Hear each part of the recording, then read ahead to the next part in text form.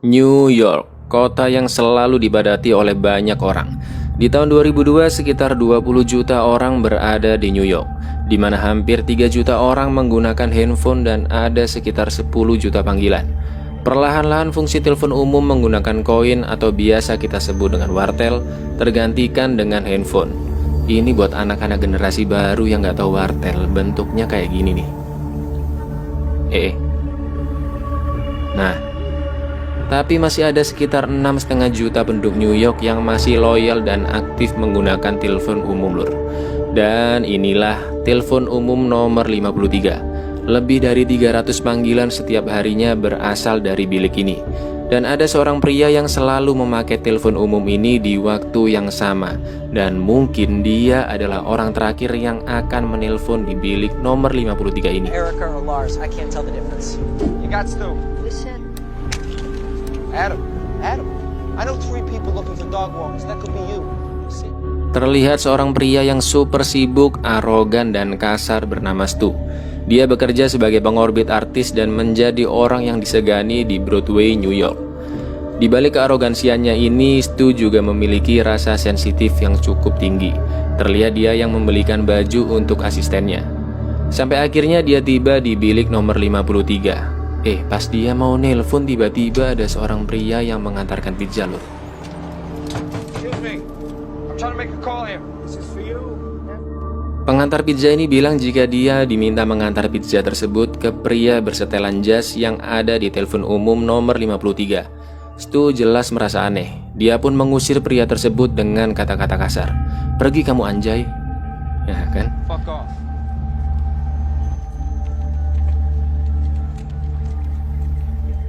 Stu melanjutkan menelpon seorang wanita bernama Pam. Dia adalah artis baru yang akan dibantu keartisannya oleh Stu. Dan Stu juga berniat mendekatinya. Mereka pun mengatur ulang jadwal pertemuannya. Lalu setelah itu telepon berdering kembali loh. Yeah. Isn't it funny? Kita sebut aja pria misterius ini bernama Kohler.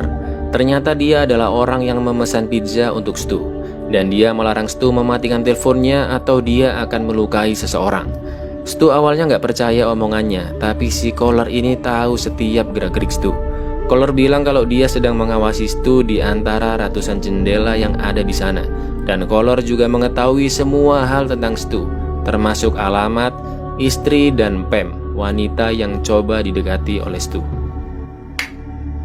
Stu mengatakan jika kamu adalah aktor yang gagal aku tangani atau orang yang pernah aku pecat, aku akan menghancurkanmu kembali. Kohler pun mengatakan, silakan aja, nanti aku sampein salam ke istrimu ya, kalau kamu dekat sama Pam. Lalu Kohler mematikan teleponnya.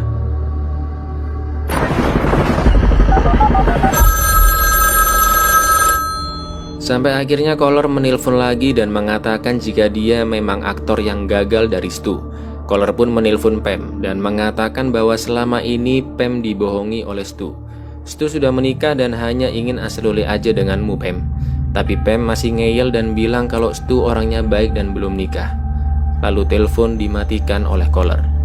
Di depan wartel ada mbak-mbak aslole yang ingin masuk tapi dihalangi oleh Stu.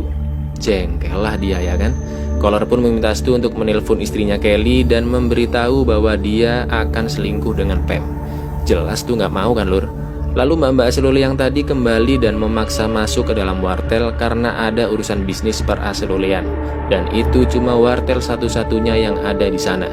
Stu pun mengusirnya dengan kata-kata kasar dan benar-benar membuat mbak-mbak aslole ini marah besar lur. Oh, I'm sure I should just as good with the other hand. Yeah, go away. I'll be back, motherfucker. I will be back, bitch. Kohler mengatakan kalau dia sebenarnya bukan aktor. Kohler hanya ingin Stu jujur ke istrinya. Kamu yang telepon Kelly atau aku yang menelponnya, kata Kohler. Terpaksalah Stu menelpon Kelly. Kelly pun bilang kalau tadi ada seorang pria yang menelponnya dan mengatakan kalau Stu akan menelpon dari wartel dan mengatakan sesuatu yang penting. Tapi ketika lagi dalam keadaan genting, mbak-mbak aslole satu ini ngajak temennya mbak-mbak aslole 2 lur. Dan memaksa Stu keluar dari sana. Kohler pun memaksa Stu bilang ke Kelly jika Stu mencoba tidur dengan wanita lain. Ya Stu jelas gak mau kan lur. Kelly pun merasa aneh dengan perilaku Stu dan meminta untuk segera bertemu lalu menutup teleponnya. Stu pun langsung ngusir mbak-mbak Asloli pertama dan yang kedua. Get the fuck out of here before I call Hillary and have you deported. Connor bilang ke Stu jika dia menutup teleponnya maka aku akan membunuhmu dengan sniper. Tapi Stu nggak percaya omongannya. Lalu Now, doesn't that just torque your jaws? 3. tembakan benar-benar tidak disadari oleh orang-orang di sekitarnya. Sekarang Stu benar-benar ketakutan.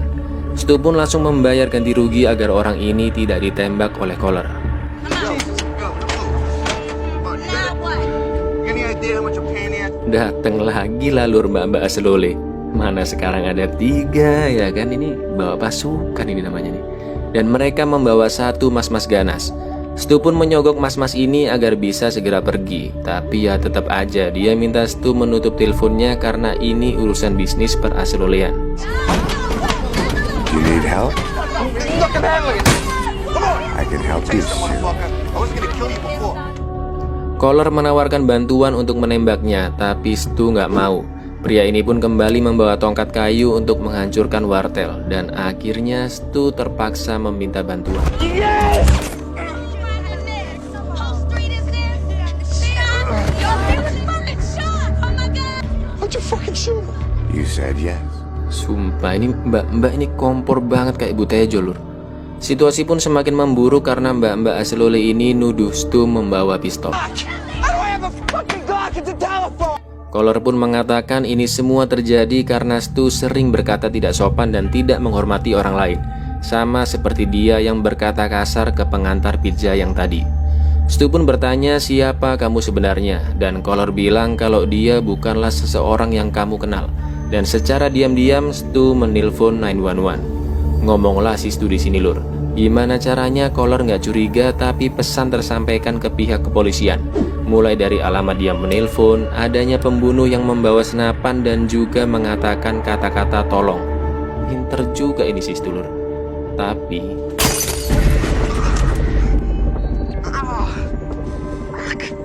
Collar menyadari jika Stu tadi sedang meminta bantuan, entah bagaimana caranya. Polisi akhirnya datang dan meminta Stu keluar dari sana. Tapi Collar meminta Stu mengabaikan perintah dari kepolisian. Collar bilang jika polisi tidak akan bisa menembak dirinya karena banyak orang yang sedang merekam di sana, dan juga polisi tidak memiliki alasan yang kuat untuk menembak Stu. Kapten kepolisian bernama Ed ini cerdas dan sangat tegas lur. Dia tahu ada yang aneh di sini. I'm ordering you to fully comply. Look, I'm busy. All right, come back later. Very good, Stu. Karena tim negosiator masih butuh waktu lama datang ke lokasi, Ed memutuskan untuk bernegosiasi terlebih dahulu tanpa membawa senjata. Meskipun Stu bilang bahwa dia tidak membunuh mas-mas ganas, tapi Ed nggak percaya. Ditambah mbak-mbak Asloli ini masih aja kompor lur. Sir, do you have a weapon in your pocket? No, I got a cell phone and I got cigarettes. I got no fucking weapon. Ed pun bertanya siapa yang sedang ditelepon oleh Stu. Stu pun berbohong jika itu adalah psikiatrisnya, dan Stu juga meminta dipanggilkan pengacaranya ke sini. Ed terus mendekati Stu agar Stu mau berbicara lebih detail lagi, tapi Collar mengancam akan menembak Ed jika dia semakin mendekat. Stu langsung memperingatkan Ed untuk menjauh dari sana. Stu tidak ingin Ed menjadi korban selanjutnya. Ed pun bilang jika dia hanya ingin Stu keluar dari sana dan mengangkat tangannya, dan kamu tidak akan diapa-apakan Stu. Si Collar ini malah mempermainkan mereka. Collar meminta Stu untuk menanyakan, So do you whack off now? Hey! Ed pergi dari sana dan meminta orang-orangnya untuk mencari tahu siapa yang ada di telepon tersebut. Collar pun mengetahui fakta tentang Stu. Ternyata Stu hanyalah seorang penipu. Dia bukanlah seorang pengorbit artis yang baik. Dan para wartawan TV lokal pun mulai berdatangan. Made you famous. Stick your head out a little. Ed pun memerintahkan 3 orang berjaga di sekitar sini dan 5 orang penembak jitu siaga di atas. Kelly yang sudah sampai di lokasi menceritakan apa yang terjadi, dan dia yakin suaminya bukanlah seorang pembunuh dan juga tidak punya psikiatris ataupun pengacara. Tapi Ed bilang, kamu mungkin tidak mengenal suamimu. Ada banyak saksi yang mengatakan bahwa Stu membawa pistol. Look, she's not my wife. Alright, she's some fucked up failed actress I wouldn't handle. She's stalking me. Stu terpaksa bilang seperti itu agar menjauhkan istrinya dari bahaya. Kohler pun mengancam akan membunuh Kelly dan dia bilang jika tidak mungkin ada yang bisa menyadap telepon ini karena dia sudah memasang alat pengacak saluran telepon. Kalaupun bisa itu membutuhkan waktu yang sangat lama. Kohler kembali memaksa Stu mengakui perbuatannya ke Kelly dan berjanji akan melepaskannya. Kelly! That's a start. Baby, Hold her back. Hey, I want you to talk to me. Keep her back. Yes. Keep her back. Kohler pun memaksa Stu untuk berkata, Say it! And I wanted to fuck her. I'm sorry. nah BGST-nya si Kohler ini lur, dia dengan santainya bilang kalau dia sudah merubah pikirannya dan gak akan melepaskan Stu. Emosilah si Stu ya kan. Dia langsung menutup teleponnya. Hands up. I want to see you toss away your weapon. Throw the weapon outside the booth. You stay where you are. Kelly, no! Get back!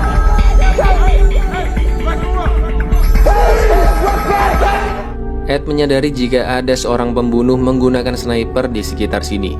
Ed pun meminta Stu untuk segera mengangkat telepon yang berdering tersebut. Lalu Ed memerintahkan anak buahnya untuk mencari keberadaan pembunuh tersebut secara diam-diam. Stu yakin Kohler tidak akan menembaknya, karena jika Kohler menembak, polisi akan langsung mengetahui di mana lokasinya berada. Dan polisi juga akan mengetahui jika Stu tidak bersalah karena dia tidak membawa pistol. Tapi Stu salah lur. Kohler sudah menaruh pistol di bagian atas wartel tersebut. Peekaboo. Agar permainan semakin menarik, Kohler mengatakan dirinya ada di jendela lantai 4 di gedung bioskop. Pam akhirnya sampai di lokasi. Kohler pun meminta Stu mengambil pistol yang ada di atasnya, atau salah satu di antara Pam dan Kelly akan ditembak. Tapi Stu dengan cekatan langsung berlutut dan diam-diam menelpon Kelly. Agar tidak dicurigai, Stu bilang kalau dia berlutut karena memohon ke Kohler untuk menghentikan semua ini. Telepon pun diberikan Kelly ke Ed, dan Ed mendengarkan semua perkataan Stu. Kohler yang semakin marah meminta Stu segera berdiri. Stu pun langsung mematikan telepon dan memasukkannya kembali ke dalam kantong. Lalu Ed meminta ke anak buahnya berpura-pura tidak mengetahui apa yang sebenarnya terjadi. Dan Ed meminta seluruh penembak jitu memeriksa semua jendela yang ada di sana. Lalu Ed bertugas mengulur waktu. My You wanna wake up, patience. Stu? I wanna, but I got issues I can't talk about. Ed kembali ngajak ngobrol Stu. Ed memberikan kode di mana hanya Stu yang mengetahuinya. Ed bilang jika dia sudah mendapatkan nomor pengacaranya dari istrinya, dan Ed sudah mengerahkan orang-orang terbaik untuk membawanya kemari. Stu akhirnya paham karena dia sama sekali nggak punya pengacara lur. Jadi pengacara yang dimaksud ini adalah Kohler, dan orang-orang terbaik yang dimaksud ini adalah tim-tim elit yang siap menyergap Kohler. Kohler pun kembali memaksa Stu mengambil senjatanya dan mengakui semua kebohongannya selama ini, atau dia akan benar-benar menembak Kelly dan Pam. I've never done anything for anybody who couldn't do something for me. I string along an eager kid. Pam. Kelly. That's Pam.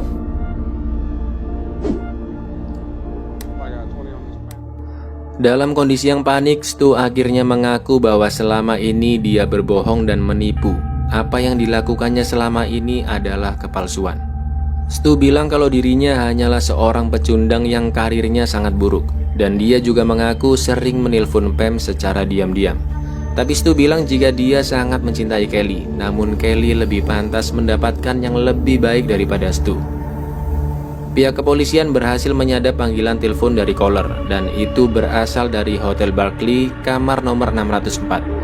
Ed pun langsung segera meminta semua tim mengepung tempat tersebut, dan Ed bilang ke Stu jika pengacaranya akan datang sekarang. Stu dengan bangganya bilang kalau polisi sudah mengepungmu dan setelah ini kamu akan mati Kohler. Tapi Stu lupa jika Kohler masih bisa menembak istrinya tepat sebelum polisi datang ke lokasinya. Lalu yang terjadi...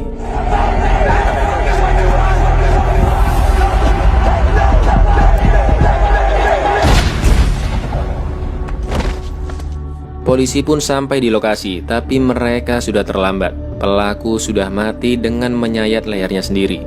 Stu ternyata hanya ditembak peluru karet oleh polisi dan dia berterima kasih kepada Ed. Kelly langsung mendatangi Stu dan menenangkannya. "Yang tenang ya sayang." Lalu mereka berdua diminta Ed untuk melihat mayat pelaku tersebut dan ternyata dia adalah pria pengantar pizza yang diusir secara kasar oleh Stu. Kayaknya ada yang aneh nih lur. Stu yang ada di mobil ambulans disuntik obat bius agar bisa tidur dengan tenang. Tapi ketika pandangan Stu mulai kabur, Nice shoes.